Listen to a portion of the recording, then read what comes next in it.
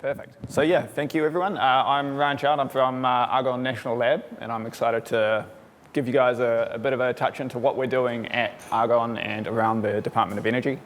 So I used to be at the lab, but now I work remotely from the Kapiti Coast, so sort of best of all worlds. Here we go.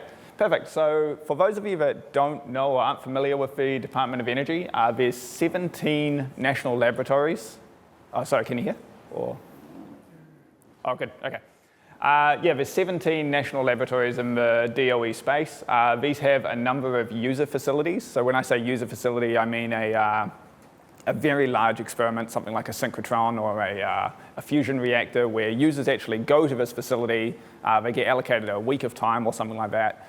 And then they perform their experiments over that week, and then they go home and process the data for the coming months. There's also the compute side of this. So in the DOE, there's the 3 Office of Science computational facilities. There's one at Argonne called Argonne's Leadership Computing Facility. There's NERSC out of Berkeley, and there's Oak Ridge's OLCF as well. So recently, the DOE's been pushing on this initiative called the Integrated Research Infrastructure Vision, where the plan is to meld all of these together. So from my perspective, I sort of see this as, how do we take all of the computing facilities and turn them into one sort of cloud where you can submit jobs across them or between them or however you want? And how do we automatically link these user facilities, these very large data generating points, into the compute facility so we can very rapidly analyze the data? So at Argonne, we've got this project called Nexus, for a common name for projects, but that's all right.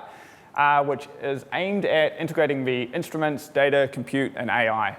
There's really 2 parts to this. So there's the software infrastructure side, which I'm going to speak to a little bit more about Globus and how we fit in here. And then there's the political side, the policies that we're pushing around the lab to better enable IRI between the facilities and the compute resources. So just before I go any further, I first want to stress that this isn't just a problem at this enormous scale. So it's not just CERN that's having these issues of needing to make compute more readily available and automate the analysis of data. We've got things like gene sequencers or MRI scanners or electron microscopes that can easily generate terabytes of data every day. And if we can better utilize the compute that we have available, I think we can more quickly get results back to people. So I am not technically associated with Globus, but my boss works for Globus. So Globus is a non-profit service developed by the University of Chicago. There's also a research branch of Globus, which I'm a member of. I'm in Globus Labs. And a lot of my work is around basically applying their services, prototyping things, and then getting them back into Globus product, such that we can increase the efficiency and effectiveness of researchers through sustainable software. I just wanted to highlight the sustainability piece. I don't know how familiar you guys are with Globus, but we often get a lot of pushback on how people have to pay for certain things. But the general model here is there are sort of advanced features, things like admin interfaces to monitoring a collection of GCS endpoints that are behind a subscription model where the universities or laboratories pay some subscription. This model works really well for us, in my opinion, because these labs fund our development to continue. So there's not really any question of whether or not the software is going to be around once the grant ends. So all of our work is really grant-driven, and then once we productionize, we can maintain it or sustain it. So again, just diving into sort of Globus as an organization, we have these many different services. You're probably familiar with the transfer service, GCS. But then there's things like the search catalogs for Globus Search. There's a timers service for periodic transfers and periodic flows. There's the automation service around Globus Flows. All of these take the same sort of model where we have this very reliable, persistent, scalable system offered in the cloud. And then we have this fabric of edge agents that actually do the work. So you go and deploy your GCS endpoint for data transfer or a Globus Compute endpoint on your device, on your laptop, or on your supercomputing facility. And then when you go to use this, you submit a request into our cloud services, and that gets routed down to the edge agents to actually perform the work. So while we have many of these different services, I really want to highlight Globus Compute today. So I don't know if any of you are familiar with Globus Compute. A few of you certainly are. I don't know how we got to this. Did I do that? Maybe not. There we go. Perfect. We're back. So Globus Compute is a managed, federated function-as-a-service system that's designed to reliably, scalably, and securely execute functions on remote systems. So from the user perspective, you would define a Python function, and then you would be able to define that on your laptop and submit that to run on a supercomputer. And then once you've sort of tested things, you can very easily scale it up. You just submit 1 million of them, and the endpoint will deal with reliably executing them on that machine and efficiently executing them on the machine. And the service will deal with making sure that those tasks get to your endpoint and the results get back to you. So there's a fair bit going on in this Globus ecosystem around compute, but the really underlying picture here is it gives you programmatic access to compute resources. So you can, from a Jupyter notebook, start submitting jobs into various machines. It gives you a consistent user interface to any machine, so it sort of follows the GCS model, if you're familiar with it, around data storage, whatever I stands for, data storage integration, I don't know. But basically, so if you have a cluster that has PBS or a supercomputer with Slurm, we deal with that. So we will do the provisioning of nodes, the routing of jobs, etc., and you can just deal with firing jobs into the system and getting results back out. We do things like auto-scaling, so we'll scale up and down depending on how many jobs you've submitted to that endpoint. And we deal with the reliable and managed execution of both the task and getting the result back nicely to you. And then obviously we plug really finely into Globus Auth, so everything is very fine-grained in terms of access control. So endpoints, functions, tasks, all have access control on them, granting who can do what with them, who can see them, who can access them. Okay, so the user interaction of how you actually use Globus Compute. So if we were to imagine there's two resources here, there could be a laptop, there could be a supercomputer, A and B. There's an endpoint deployed there, one of these edge agents, our compute endpoint. Then you as the user are able to define a Python function on your laptop and then go to our web service and request that that function be run on site A or B or A and B, whatever you want. Our service then routes that task to the endpoint using RabbitMQ. The endpoint will then interface with the scheduler to acquire nodes, make sure those tasks are completed, and then get the results back up to our cloud service, again over Rabbit. And then we'll hold them for 2 weeks or until you get the result back out of it. Yeah, that's basically the long and short of it. From sort of the Python programming interface side, we've got a Globus Compute SDK where you essentially create an executor using an endpoint identity. So you'll specify which endpoint you want this executor to work with. You define any old Python function. There's some asterisks to that. Well, we can jump into that if anybody's interested. And then you do a submit on your executor saying, this is my function, these are the payloads I want with it. You can submit as many as you want. We'll batch these up and send them off to our service. And then you just get a concurrent.futures result back where you can block or check status or what have you. Okay, so the piece I glossed over there was that the endpoint needs to exist on the endpoint. The endpoint needs to exist on the facility or on the login node of a supercomputer or something like that. So that's actually a pretty significant barrier to entry because the user then has to SSH to the machine. They have to understand the module environment. They have to understand the scheduler and be able to define a config that will specify how to interface with the nodes. We have canned examples of these, but in general, it's a bit of a pain to set up the first time for somebody. So mid last year, we released something called the multi-user endpoint. The aim here is to have the administrator of the system start one endpoint with privileged access, and then users just be able to submit tasks to it. So this will typically run as root or some privileged user that can do a SU to switch user to different users. And then it'll spawn endpoints on behalf of that user. So if I submit a job to it, it'll SU to my user on the machine, start an endpoint, and then that endpoint will start serving my tasks. It has this nice templating engine. So depending on how the administrator configures this endpoint, you'll be able to dynamically select what queue you're using or how many nodes you want assigned to a task, etc. And then we'll hash that config that you pass along with your task and then determining whether or not you've got an endpoint that can meet that requirement or not. And then this maps into the same GCS identity mapping code, so something people are familiar with in terms of how you map users to identities on the system. So I just really wanted to, okay, so coming back to the Integrated Research Initiative, so that was Globus. I really wanted to highlight how great the Leadership Computing Facility at Argonne have been with coming to the party to help us enable this IRI vision. So the political side of this has been an effort for the last number of years. But ALCF have gone out of their way to support things like service accounts. So this is a model where our instruments now get identities on the computing facility. So not every job has to run as me, which is nice. So now our beamlines at like the photon source actually have accounts so they can submit jobs to the machines, which makes automation a whole lot easier. They've also portioned off a 10% allocation of Polaris, one of our supercomputers, to be this demand access queue with a preemptible queue associated with it as well. So this gives us access to nodes in about maybe 2 seconds. You'll be able to submit a job and then you'll actually have a node back and it'll kick other jobs off to enable our real-time analysis. We've got things like guest collections to facilitate automation so our beamlines can transfer data in and out.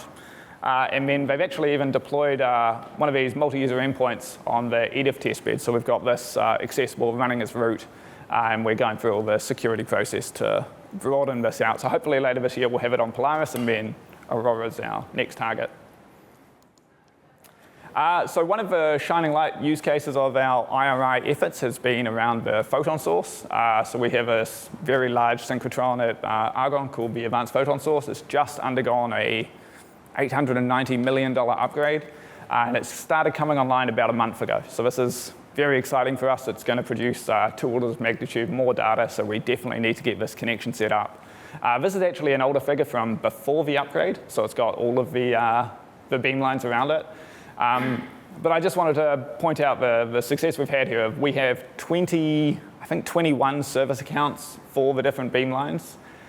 We've got on-demand access to 56 nodes on Polaris, and we've run well over 100,000 production flows using Globus Compute and Globus Flows to actually get, as soon as data is captured by the beamline, it's just shipped away. The user doesn't even know, they just sit there and results come back within about a minute.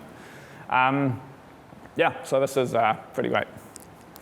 So in the spirit of IRI and doing this across the labs, across the different compute facilities, we've started building on those efforts. So that previous one was all about connecting APS and ALCF within the lab. They're about 1 kilometre apart from each other. But now we're actually looking at how do we make this sort of federated access to the different facilities as well. So we've taken one of these use cases, XPCS, X-ray photon correlation spectroscopy. They're our first feature beamline that came back online last month as well. So this is exciting work. And now we've got this cross-facility workflow where at the beamline, they can actually select from a drop-down box if they want the task to be pushed over to NERSC for analysis or pushed over to Argonne. Typically, it's Argonne, but not to throw stones, but trying to throw stones. NERSC is often offline.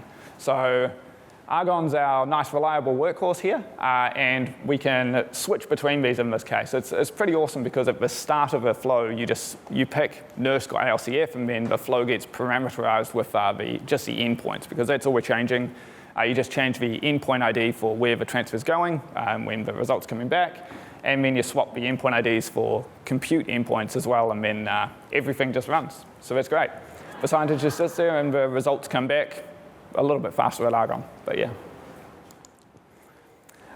So this is another IRI case we've got going with the Open Cosmo group. So they have a web service for on-demand cosmology analysis. This one's quite cool, and the people doing it are a lot of fun to work with, but they've built this really nice web interface where you can define, or you basically select what sort of analysis you want to do. You parameterize it with whatever you want, and then you just click go, and well, actually you select what facility you want it to run it as well. And then you hit go, and it starts a Globus flow that uses compute to either run those jobs at Argonne, Oak Ridge, or NERSC. So yeah, there's some stuff we could dive into here around how the security model here works, because we've essentially got a web interface that lets you submit anywhere, and we've got to protect who is actually allowed to hit that go button. At the moment, this is all policy driven. At the moment, it's all Globus group driven. So on our endpoints, on our compute endpoints, we're only allowing access if you're in a Globus group. So we can pretty easily enforce that. We are soon, maybe it's got a star on it, moving to a policy-based approach where if you have an Argonne domain, an email, you'll be allowed to submit these jobs, which is pretty exciting for us. And yeah, we'll go from there. So my final, I think, example of some IRI work we're doing with compute is around this tokamak fusion reactor at General Atomics. So this has been a very entertaining project I've been working on for about the last 6 months. There was a demo at SC, if anybody was there, where they showed the tokamak actually taking the samples and using this work behind the scenes to push these jobs over to NERSC or Argonne. But the cool thing here is every 15 minutes, I believe, they perform a shot, so a pulse goes through the system. And after that, they need to very quickly determine where the energy is being deposited around the instrument. Because on the right here, you can see at one point they didn't determine that quickly enough, and they kept doing experiments, and it actually melted a hole in the instrument. So the plan here is to very quickly get a turnaround on this, use Globus Compute to run these simulations between the shots to work out where their energy is, and then alert that they need to stop the experiment if that's happening. So just before I wrap up, I wanted to call out that one of the nice things about using Globus is you get these great user interfaces. This is the flows interface, where if you're using compute, you can go in and see what your task returns. You can look at the results, etc. But I just wanted to point out that we've got this sneak peek at a multi-user endpoint admin interface coming. So if anybody's interested in having a look at this or giving us feedback on what could be interesting to an administrator, this is still very much a work in progress. But the plan would be basically give the administrator insight into what users are doing on their multi-user endpoints, what jobs they've got, how many nodes they've got, be able to look at the list of node IDs, et cetera, or job IDs. And yeah, go from there. So I think that's me.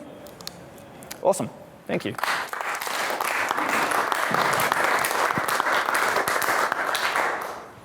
Some cool instruments in the National Lab. Definitely the best thing. So.